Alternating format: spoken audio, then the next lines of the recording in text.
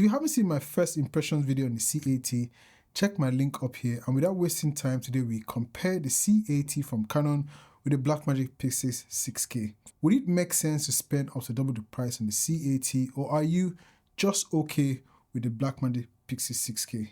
Before we go into the rest of the video, I would like to say that Canon sent the C80 over. What I have here is a pre-production unit, and I wasn't paid to make this video. Unfortunately, I also did not get to keep this camera.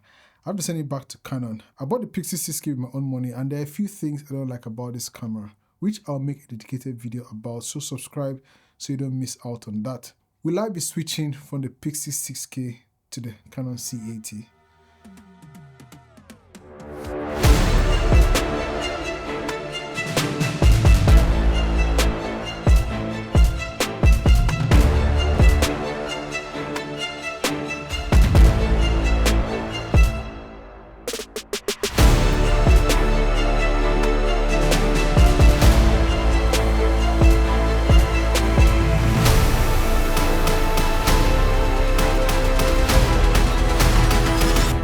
Camera A to be the Pyxis, you got that right. I try to shoot with the same lens on both cameras to try and keep things the same. In terms of low light, the Canon C80 should be winning as it's got a triple base ISO, and as we know, it's the same sensor as found in the C400. You can shoot up to 12,800, and with a little bit of noise reduction, you get a pretty clean image. With the Pyxis, you get only dual base ISO 400 and 3200, so in this department, Canon should be winning. But here are a few side-by-side footage on both cameras at the same ISO in low light.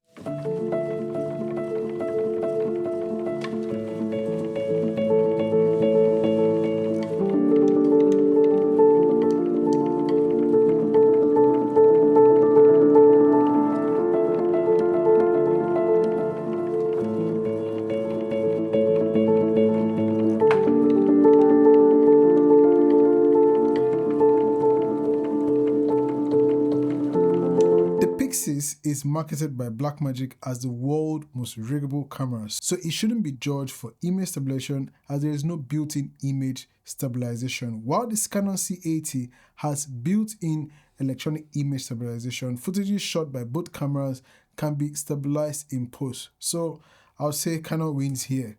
Both cameras can shoot RAW internally. The RAW format on the C80 is Canon's own proprietary RAW and not ProRes RAW. This RAW is called Cinema Raw Light, or CRL, which offers a good balance between size and great quality compared to traditional RAW and ProRes, which can be very large. The C80 features the L2 RAW version, which is the smallest version of this CRL. Although if you change into Super 35 mode, you can use the SD version, which has a higher data rate. Canon C400 has three choices: LT, SD, and HQ Cinema Raw Light options, all in full frame. This is possible due to the C400 using faster speed CF Express cards. Canon, why do you take this out to the C80? Anyways, 6K recording is only possible in RAW. The other recording codecs are used for up to 4K 120p.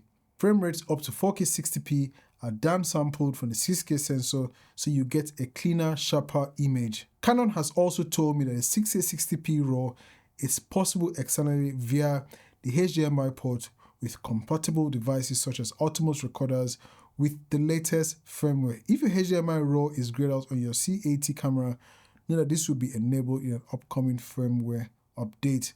While on the Pyxis, you can shoot the standard Blackmagic RAW in 6K, open gate, and other sizes, 4K down to 1080p, all in B-roll. There is no ProRes. With that being said, the Pyxis has a 3x2 open gate sensor, and even though the C80 has the same 3x2 sensor, you can shoot 3x2 on it. So if you're doing a lot of anamorphic work, the Pyxis 6K is your guy. The C80 offers anamorphic, but is not as robust as the Pyxis. It would have been great to be able to get ProRes straight out of the Pyxis, but the nice thing is that you are provided with small proxy files that clients can easily use to review what's been shot. If you want the ProRes on the go, you could just record directly to a Blackmagic Video Assist, assuming you had. For power, the C80 runs Canon batteries, where the Pyxis, Sony batteries, and the original batteries can be pricey. But you have the choice to power both cameras directly to the wall, using the power adapters or via a V-mount plate if you wanted to. For my Pyxis, I have the small rig 98 watt-hour battery, and I didn't have any issues with using them, capturing B-rolls outside. I had the whole day out capturing bits in 6K open gate, B-roll 12:1 compression, and still return home with full batteries. While on the C80, Canon provided me with 2 batteries, a 93 watt-hour battery compared to the 98 watt-hour battery on this, which I currently have installed at the back of the camera. You can see it sticking out just like what you have on the Pyxis. And I got a reading of about 320 minutes, which was, I think, over 5 hours. I've not had enough time to put these batteries through their paces. In terms of sound, although the Pyxis 6K has great preamps built into them, it only has one mini XLR port, which I think is at the front of the camera, at the front bottom part of the camera, and one 3.5mm audio port at the back. There is a workaround though if you want to add another mini XLR by converting the 3.5mm port. I'll put a link to that if you want to check that out. But the C80 has 2 mini XLR ports on the side. They also have one 3.5mm audio monitoring port. So clearly the C80 wins in that department. Both cameras have dual card slots. I was surprised that the C80 uses SD cards instead of Type B CF Express, but yeah, that's what it uses, SD card slots. But the Pyxis 6K uses CF Express Type B cards. I think the Pyxis wins here as the extra USB-C port found at the back of the Pyxis allows you to record to an external SSD. For connectivity, I would have loved the Pyxis to have Wi-Fi, but that isn't the case. I would reason that Wi-Fi would be able to open the door to things like wireless video monitoring on dedicated mobile apps like the Sony mirrorless camera, and even the Canon does have it. But I didn't see the C80 on the Camera Connect app. I'm not sure why. Maybe I'm hoping in the future one will be able to figure out something to do with maybe the front viewfinder USB-C port to maybe hack it to, be able to monitor wirelessly what you're receiving from the Pyxis 6K. The ability to have like a mobile phone and still operate the camera would be great, like you have for the Canon, Sony, and even the Red Komodos. Now for build quality and weight, both cameras are very well made. While the Pyxis has a metal body and a cuboid shape that we've been asking for decades, I find that the C80 is made out of very solid hard plastic. I like the shape of both cameras anyway, so for me the shapes are not a problem. But once you pick them up, you begin to find out which one is heavier, and that is the Pyxis.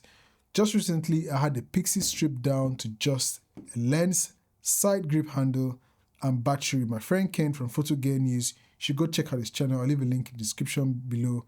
And his Red Komodo was madly lighter when stripped down to my Pyxis. Ken just had his Red Komodo, a serial night walker lens, I think the 24-35 f1.2, just a single battery. And because the Red Komodo has the monitor on the top, he was just able to hold it this way, and it was just so discreet, as if he was holding maybe a Hasselblad. But for me, I had to rig on a monitor, a side grip, and it was just, I couldn't just hide it. In fact, we got kicked out. So for build quality and weight, I think the Pyxis is stronger, but the C80 is much lighter, and I find myself filming longer sessions with this camera.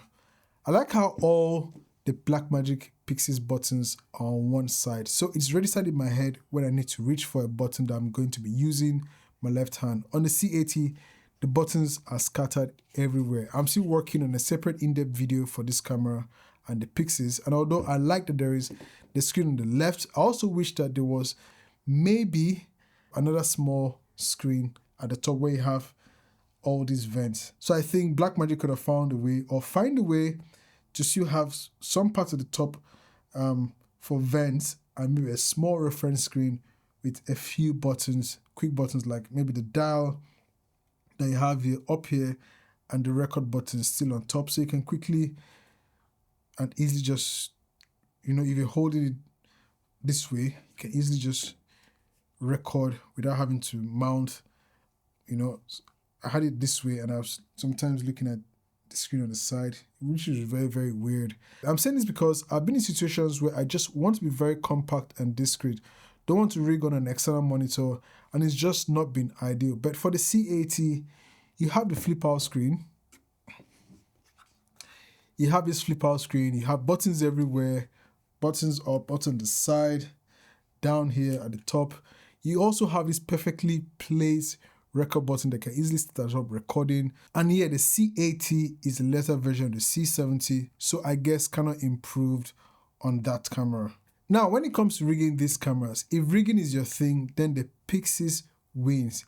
If rigging is not your thing, the C80 wins. Why? From a solo shooter low budget point of view, you will need an external monitor for the Pyxis if and only if you were shooting maybe in portrait mode and had the camera on the side, then it wouldn't be a problem. The button location and not needing an external monitor would be okay. Yes, Blackmagic has announced the Pyxis monitor, which should make things easier, but I still wish there was a small screen on the top side of the camera. Now, there are two ways I rig the Pyxis 6K. One with all the bells and whistles, and the other way stripped down. I have done a rig build already, so you can check the link up here or down in the description section. But one thing I would add to the rig build is a tilter side plate that has an SSD. Either I install it on this mid-49 side plate I have here, or take out the side plate and just have it installed, because I prefer having that SSD side card to house an SSD, unlike what I did with my rig build where I had a phone holder holding the SSD. Version 2 for me is everything stripped down. This is just a camera body, a lens on it, the small rig side handle, an external monitor, and a BPU battery. The C80 doesn't need to be rigged up. It can be rigged up if you like, but I think with this flip out screen, a lens on it, a stop handle, and battery install, you are good to go. If you wanted to attach an external monitor, maybe a wireless video transmitter, then maybe you would need to start adding cages and all. Remember, Canon includes a top handle. If you wanted something else, you can swap that out for something different. And there's one more thing. Both cameras have a screw thread on their side, so one can easily rig them on the sides. For the C80, it's right here.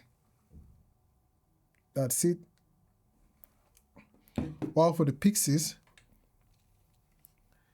well, I have this side plate where I can easily rig it on the side, but there's also a thread port in the middle if I wanted to rig it on its side. For I/O, both cameras are almost the same in this department. They both have SDI, timecode, USB-C port, LAN port, and 3.5mm audio in and out port. But the C80 has a full HDMI port, unlike the Pyxis, which uses USB-C. Pyxis uses a 2-pin limo, while Canon went to the 24 volts DC port. The C80 also has a remote port and 2 mini XLR ports, while the Pyxis has only just 1 mini XLR port. With this kind of thing, I'm 100% sure that Blackmagic is coming out with the Pyxis 6K Pro. Whether they call it the Pyxis 6K Pro, I don't know. That brings us to the end of the video. Which one should you buy? If you want an all-in-one package where you can just install a battery and a lens with internal ND filters, which I enjoyed on my Blackmagic 6K Pro, and get going, then the Canon C80 will be your go-to. And note, with this, you should be spending a lot more money for that continuous autofocus that works very well on the C80. But if that's not your thing and you have all the time in the world to properly rig out your camera and maybe have people working with you on set, then you are very okay with the Pyxis 6K. These two cameras are very different and most of the time used in different shooting scenarios. I see documentary shooters, wedding filmmakers, and even event guys shooting more with the C80 than with the Pyxis. I see the low budget to high-end filmmakers who have control over their set, lighting, and all shooting more with the Pyxis. At the end of the day, both these cameras would make a great investment. If I had these cameras and I had to just be on the move, I would see myself grabbing the C80 more often over the Pyxis, which require more calculation and stuff. You even get to buy 2 of the Pyxis for the price of the C80. Sometimes you don't have the money to get a C80 and just settle with the Pyxis. You can have 3 of the Pyxis on set and still create awesome images and your client would be happy. So with that, it's up to you to get a C80 or the Pyxis. Once again, thanks for watching and thank you, Canon. Don't forget to like and subscribe. I'll see you in the next one. It's your Filmmaker. Peace.